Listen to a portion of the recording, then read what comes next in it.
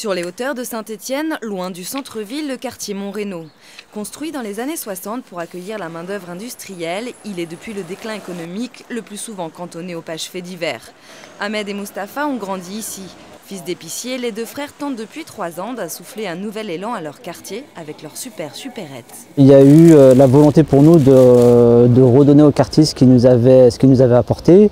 Et après un parcours professionnel dans un certain nombre d'entreprises, l'idée pour nous c'était aussi de recréer quelque chose dans le quartier qui nous avait vu grandir. Quand l'épicerie s'est installée, presque tous les commerces et services avaient déserté le quartier. Brasserie, tabac et même la poste. Qu'auparavant, pour ne serait-ce qu'une bouteille d'eau ou un litre de lait, il fallait prendre la voiture ou les transports en commun et faire au minimum 2 à 3 km.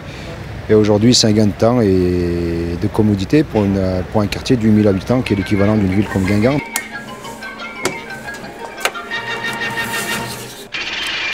Calqué sur le modèle des épiceries de campagne qui apportent un relais aux habitants isolés, les halles de Montreno offrent un panel de services comme le dépôt d'argent, la vente de tickets de transport ou encore la poste.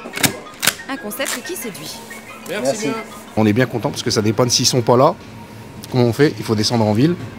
C'est l'ambiance du quartier en plus. C'est là qu'on se rencontre, on discute, on rigole et tout ça. Voilà. Et même les habitants des quartiers voisins ont de bonnes raisons de venir.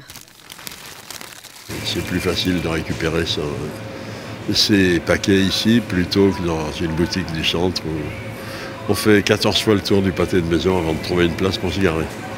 Plus qu'une épicerie, cette supérette est aussi un lieu de rencontre et d'échange. Là où plusieurs repreneurs avaient échoué, Ahmed et Mustapha ont gagné le pari de faire perdurer un commerce ouvert 7 jours sur 7. Il faut être à l'écoute des habitants, qui sont aussi nos clients, et répondre le plus favorablement à leurs demandes, tout en regardant que ce soit rentable pour la société.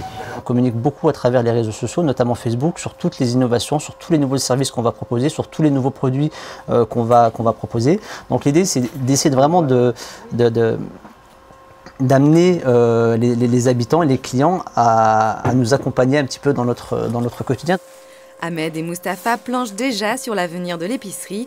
Ils espèrent notamment pouvoir bientôt offrir aux habitants un point presse.